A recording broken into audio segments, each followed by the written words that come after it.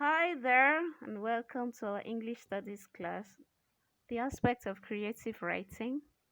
The topic today is informal letter, and the class in focus is Chair SS1. Your teacher today is Ikwo Esa.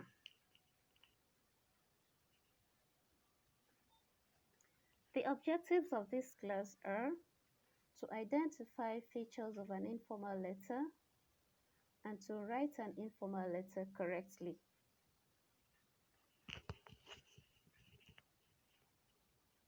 An informal letter is a friendly letter.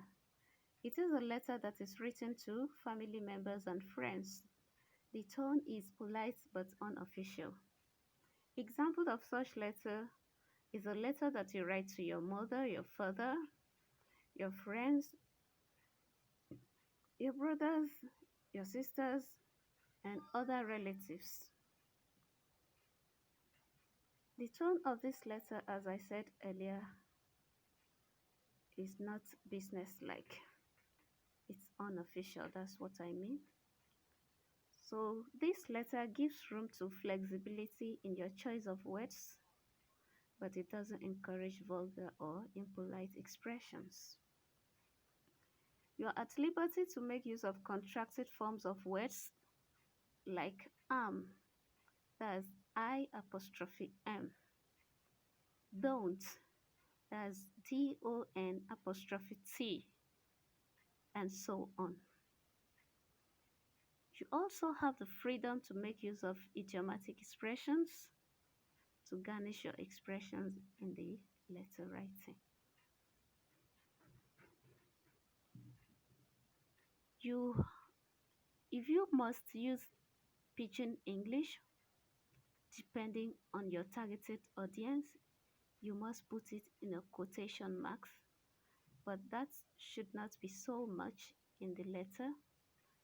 Also, if you must use any other foreign element, remember that pidgin English is a foreign element. Pidgin is a foreign element in writing an informal letter.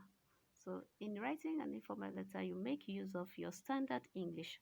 So pidgin English is a foreign element in this context, or in this context rather. So if you have to use that or any other foreign elements, you have to put them in inverted commas. Such foreign elements are, I want to say something like, I ate eba yesterday. The eba there is not an English word. It is a Nigerian word that stands for food that is processed from cassava. So I have to put that eba in quotation marks to show that it is a foreign element to English.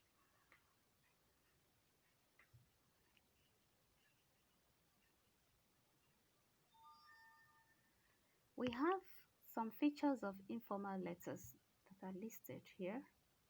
An informal letter has just one address, followed by a date, followed by a salutation, followed by the main content of the letter, which includes the introduction, the body, and the conclusion of the letter, followed by the complimentary closing. These features are going to be explained thoroughly in the next slide. Here is a sketchy format of an informal letter. By sketchy format, I mean that this is not a full informal letter, because if you look at what I have here, the content of the letter is not complete. I just sketched a line there rather. So we'll start with the address of the letter. If you look at the address there, I have 4 Christian Johnson Street, comma, Victoria Island, comma, Lagos, comma, Nigeria, full stop.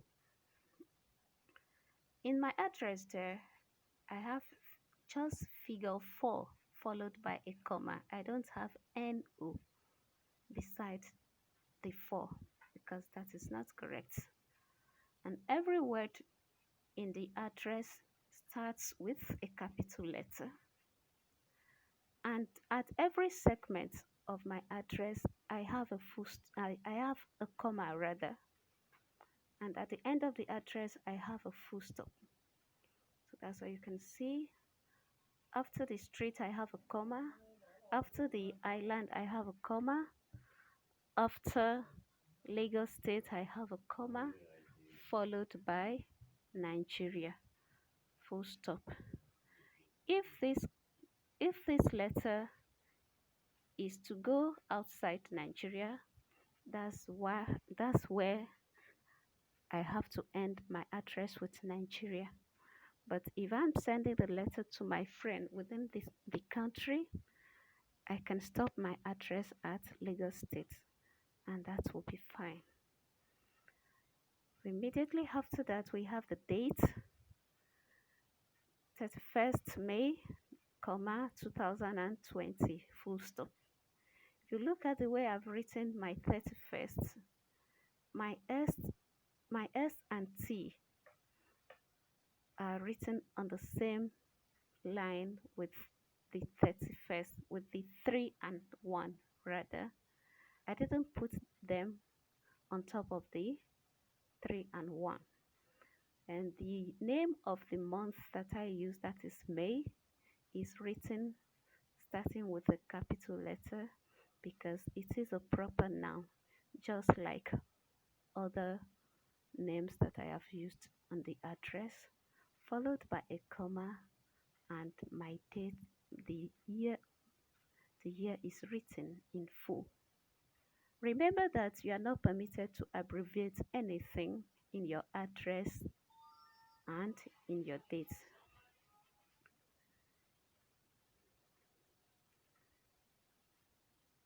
The next thing here is the salutation of your informal letter. I have Dear Daniel. Dear Daniel is written very close to the left margin of my booklet, and that's how it should be. So immediately after that, I have a comma. The Dear and Daniel start with a capital letter each, and that's how it should be. If I have to write this letter to my mother, I should write it as Dear Mother. The Daniel there is written that way because it is believed that this letter is written to my friend, and I usually call my friend by his or her name, so I have to put it that way. So if I'm writing to my mother or my father, I should write something like Dear Mother, Dear Father. If I'm writing to my sister or my uncle, as the case may be, I should write it as Dear Sister Joy, Dear Uncle Johnson. And I should take note of the fact that the dear, the uncle, and the name of the person, Johnson, should all start with a capital letter each because they are seen as the title. The dear, the uncle is seen as a title to the person. And I move to the content of my letter. Here I have, how are you coping with the lockdown? That's the only thing I have around the content side of my letter because this is just a sketchy form of this letter. So that stands for my first paragraph, which is the introduction of the letter. The introduction of your informal letter must usually include the greetings and the purpose of the letter. Just immediately after that, I have the body. The body of your letter is usually the other paragraphs in your letter, apart from the first paragraph and the last paragraph. So if I have about 3 points to explain in this letter, I should explain those 3 points in three different paragraphs. And after that, I will go to the conclusion of the letter, which is the last paragraph in the body, in the content of my letter. There, I should greet the recipient of my letter again. That may be by wishing the person well in his or her endeavor, or telling him to reply my letter as soon as possible. I should also summarize my letter at that point. Just after that, I have the complimentary closing, that is yours sincerely, comma, Johnson. If you look at what I have there, yours yours is a possessive pronoun, so I don't have to give an apostrophe before or after the S there. Sincerely is written starting with a small letter, and that's how it should be. And after that, I have a comma, which is very important. And I end this with the name of the writer of this letter, which is usually your first name. So I have yours sincerely, Johnson, and I have a full stop there. So you should always end your letter, that is your informal letter, with your first name or the name that your recipient knows you with. So with this, I believe that you have learned something in this class. So let's have a recap of this.